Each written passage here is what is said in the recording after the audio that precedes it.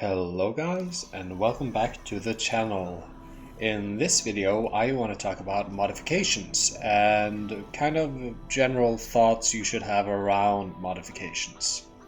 So imagine the scenario: you have a ship you're very fond of, you've flown it around the galaxy and you've picked up some things you don't really know what to do with. The exceptional shield coils and ship nanoweaves and Nevidium oxide, and you don't know what to do with it. Well, this is what you do with it. You go to a shipyard or a wharf, depending on whether the ship you want to upgrade is a large or a small vessel. In my case, I have gone to a wharf because in this video, in this example video, we will be modifying a small ship. So you go into the elevator and you go to the area that's called the ship dealership. When you enter, you will see on your right you have a normal crafting station that you're used to, and you also have something called a workbench. You want to enter the workbench, and as you can see, we have an Eclipse Vanguard that we would oh so much love to upgrade, and I will go through my rationale with you. So if we head over to our left side, you can see we have chassis modifications, weapon modifications, turret modifications. That's not relevant in this ship because it does not have turrets, but say for a medium ship or a large ship, these would be relevant. Shield modifications, engine, and lastly paint mods. Now unfortunately I don't have any paint mods, so I will not show this, but you can imagine how it works. So first of all, chassis modifications. What does that do? Well, as you can see, we have a lot to choose from, but this is only part of the picture. This is basic quality, and we also have enhanced quality and exceptional quality. So let's just open all of these up so we can look at it. So let's go through the basic mods first. As you can see, we have barrage, rack, polisher, honeycomb, buttress, bandolier, scope, and garage. So what does these do? Well, they tell you exactly what they do. Barrage gives your ship between 1 and 4 extra ship countermeasure capacity, so that's your flares and such things. I think it's only flares actually. The ship deployable capacity, that's your advanced satellites, your laser towers, and so forth. Then there is ship drag. That basically affects all these speed and acceleration.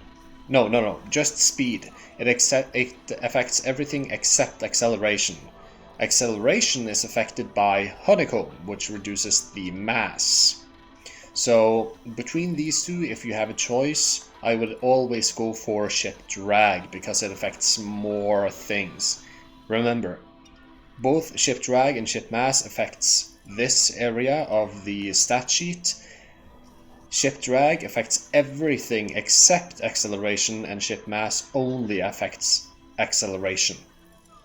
Moving on, buttress, it affects ship's max hull, which is pretty self-explanatory. That's this number, between 5 and 20%. And bandolier, it increases ship missile capacity from 1 to 4. Actually quite underrated. If you get +4 missile capacity, you can get, well, 4 more small missiles or 2 more heavy missiles. That actually makes a difference. So quite a good mod if you're dead set on having a dedicated missile ship.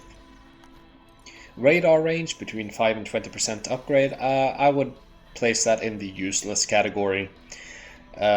You have satellites for that. And then garage. That gives the ship more unit capacity.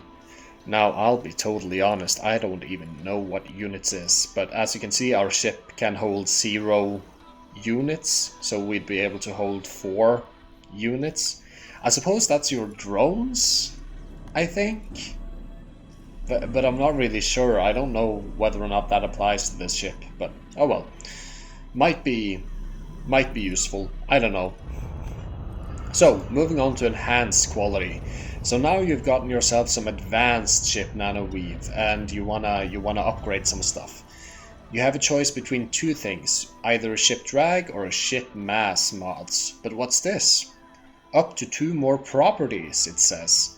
Well, if we hover over it, you can see that we have a 100% chance to get 2 more properties with our ship mass mod. So if we were to select this mod, we would get between -9 and -17 ship mass and 2 more properties. If I remember correctly, one of them is radar, another is unit, I think. While this ship drag, I don't really know what else you get with this one, but yeah. I would say follow the main rules as before. Ship drag is better than ship mass, so go for this one. Moving on to exceptional quality, we only have one option, and that's nanotubes. You get ship mass -9 to -23 and 1 more property, and we have a 100% chance of getting another property. I can just tell you right away, this gives you ship mass and ship drag reduction. So this mod will affect everything here. So this is the one I want, because this gives us basically better engines, as you can see. And we also got a godly roll. Actually, we got a better roll than we were supposed to. We got 23.1% when we only could get 23%, so that's good. So as you can see, this affects everything. The acceleration is being affected by the ship mass, and everything else is being affected by ship drag. So this is by far the best chassis mod, and it's the only exceptional mod, so that kind of says itself. Over to weapon modifications. Now, as you can see, we can install a modification for each of our 4 main weapons, which are all pulse lasers. So again, let's go through the different types of mods. Now, weapon mods have more... you gotta consider what kind of weapon you're modding. So in the case of our pulse lasers, they are weak.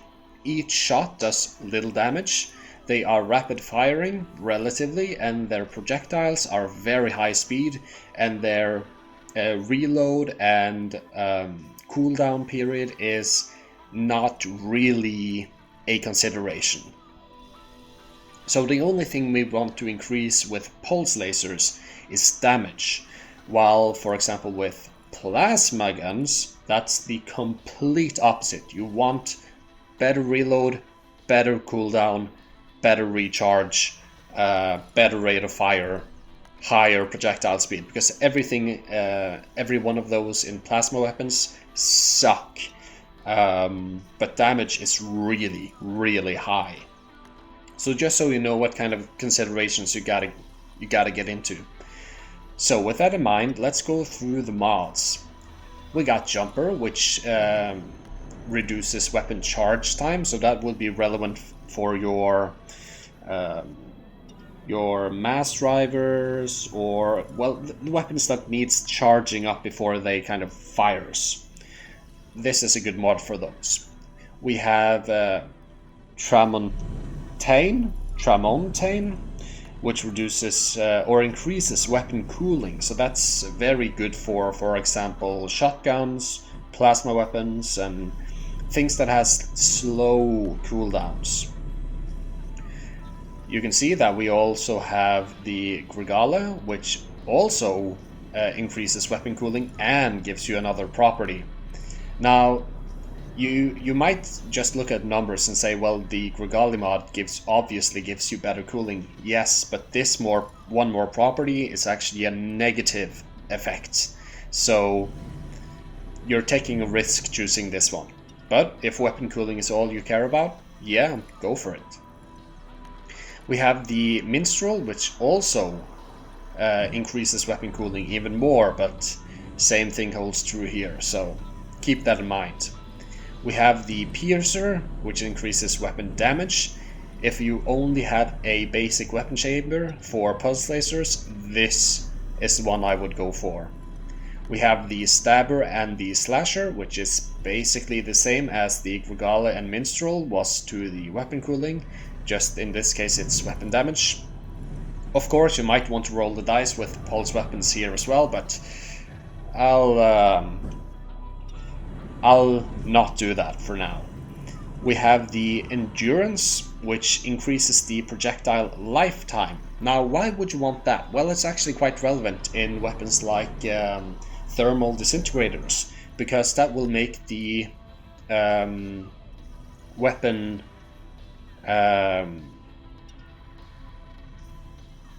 no, actually not. I actually do not know what this does. Maybe it increases range. Yeah, probably this increases the range, because down here is the one I was thinking about. So yeah, this weapon projectile lifetime, it increases the range.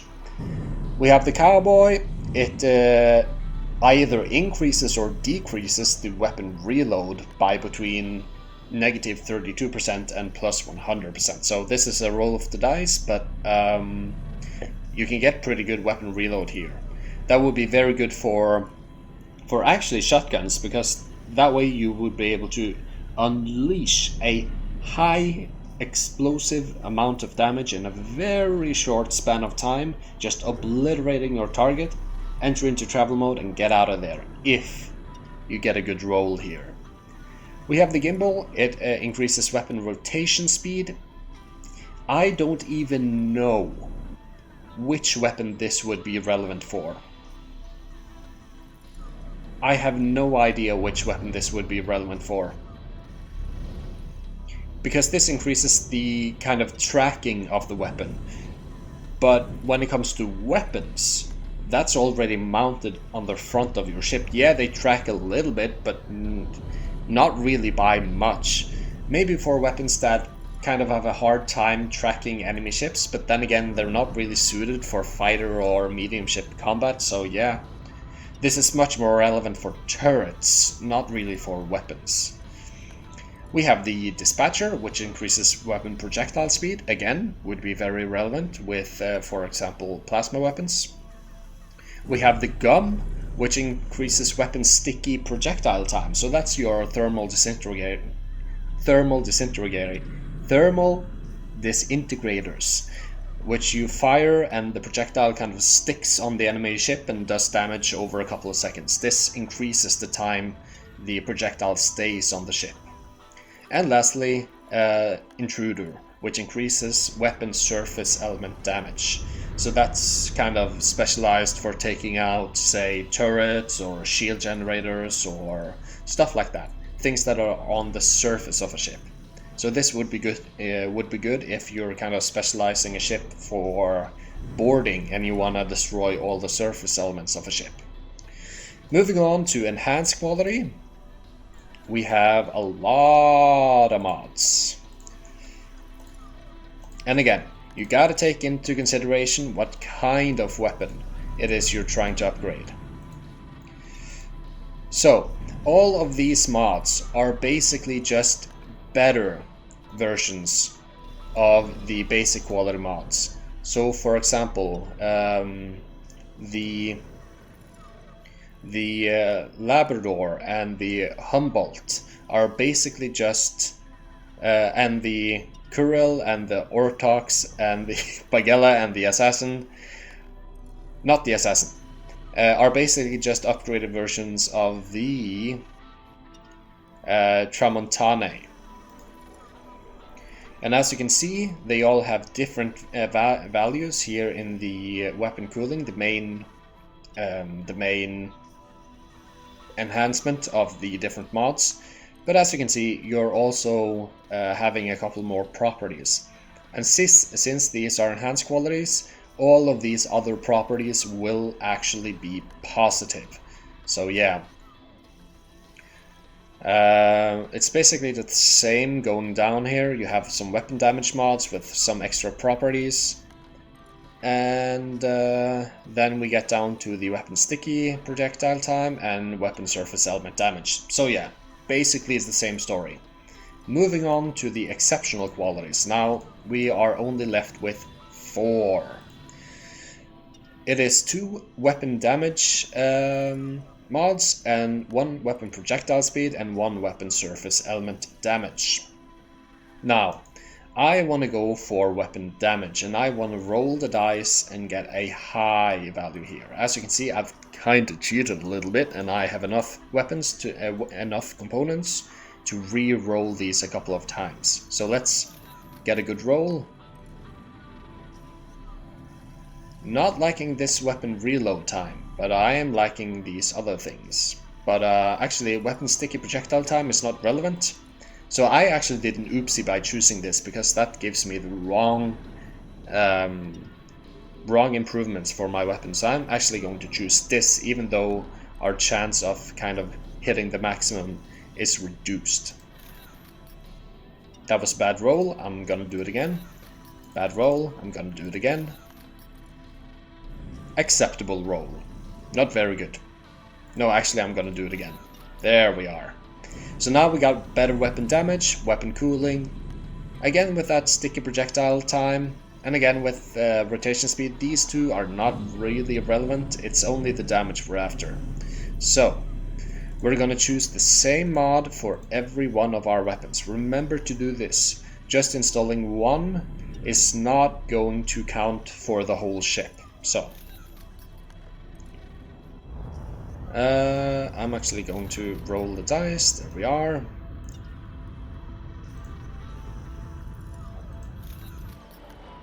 Now, as you see, we get increased damage outputs here.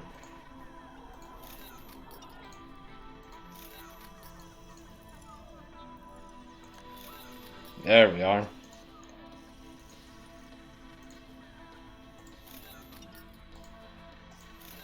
There we are. So now we got increased damage output, which is wonderful. Moving on to shields. Now for shields we have less options in every category, but we'll go through the different types anyway. So shield capacity, it explains itself. It's basically this number here. Shield recharge delay, it reduces the time between you have taken damage and the shield starts recharging.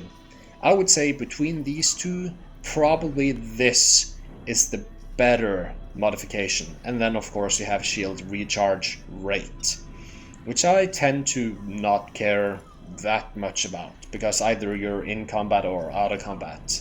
You usually have control over this. But recharge delay and shield capacity, very good, but I prefer the recharge delay.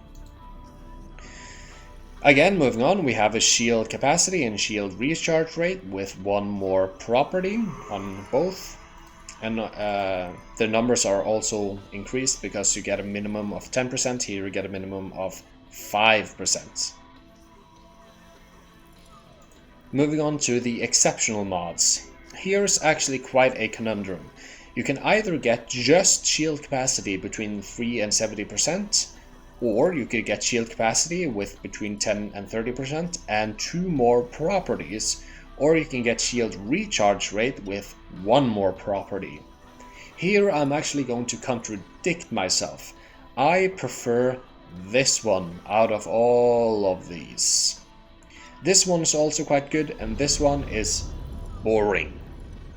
So I'm going to choose this one. So as you can see, we get a really good recharge delay, and we also get a, well, what's actually quite a poor roll here in the recharge rate, so I'm actually going to roll this again. And again, there we are. That's a godly roll. Now this modification doesn't show up here in the stats, but believe me, this is powerful. Really powerful, and I hope to show you that when I take this ship out for a spin. You'll see this recharge, my shields, they'll just recharge between engagement like that, and I can just continue to engage the enemy. Really powerful. Now over to the engine modifications. here we have a lot to choose from. Now, luckily, many of these modifications are simply just worthless, and I'll tell you why. So, engine boost duration, that basically reduces the amount of shields your boost engines use, so you can boost for longer. Boost thrust, that increases the acceleration of your boost, again with boost thrust, but with one property that's negative. Engine forward thrust, that's your acceleration, and again with acceleration with two more negative properties. Rotation thrust, that's basically the speed of which your ship can rotate, so that's these numbers here. Strafing, that's your, well, side to side action, and here you get the side to side action but with one negative property. Travel mode attack time, that's basically the time between you've received an attack and you can start travel speed. Overdrive is the amount of time the travel mode takes to charge. Travel mode release time is basically the time the travel mode needs to wind down before you get control of your ship. Afterburner, that's the travel mode, how much the travel mode accelerates. Travel mode thrust is travel mode speed, and here's the travel mode speed with one more property. Now, out of all of these, there is only one that is actually good, and that's this one. Engine forward thrust. It increases the speed. Each and every one of these other ones are highly situational and will rarely be universally usable. So out of all of these, only the pusher is the decent one, but that covers the basic quality ones. Moving on to enhanced quality.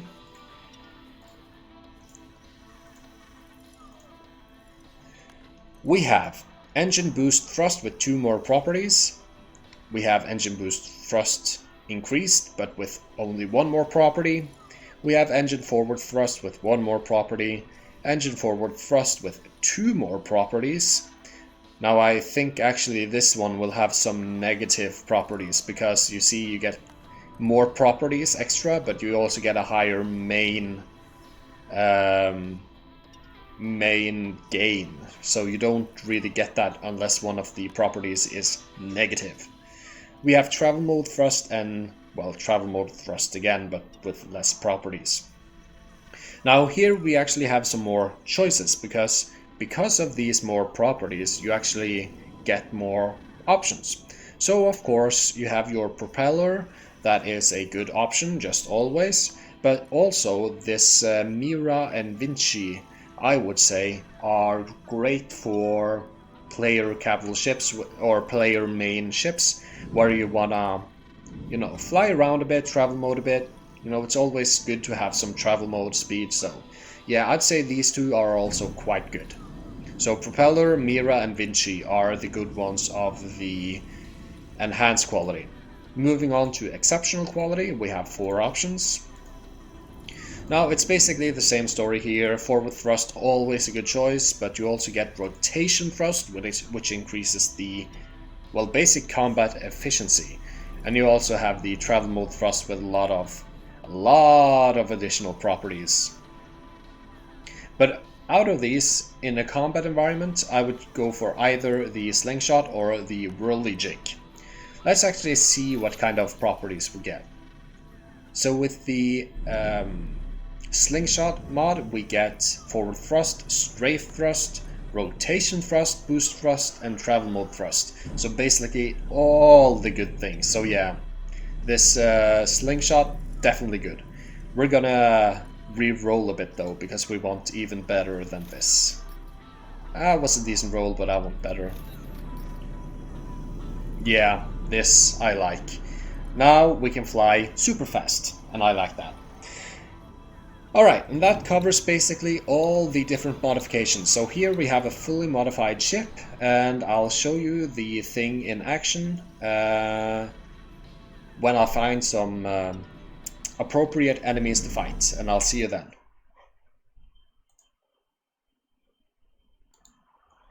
And I went one sector over to a take first choice and found myself a raiding party of Xenon, which contains some P's and some small ships, I am guessing N's over here. So we're gonna try and take out their small ships just to see how our modifications works. And just keep a look at the damage we're doing with pulse weapons, which are supposed to be some of the weakest weapons in the game.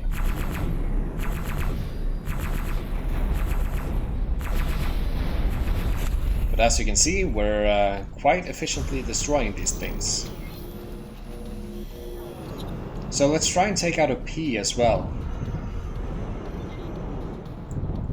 Let's actually try and get a bit damaged so you can see the effects of our shield upgrades. So now our shields gets damaged, and just take a look at how fast they start to recharge, and they're already done. So our ship is basically, at this point with our shield modifications, basically indestructible.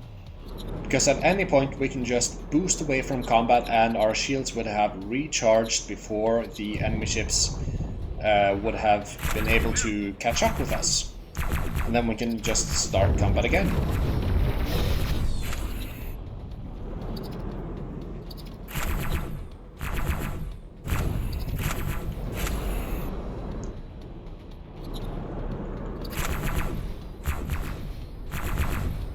Now, of course, this isn't the most powerful weapons you could get. You could also always get bolt guns, which would be amazing. But even pulse lasers in this use case are extremely good, at least against these types of ships.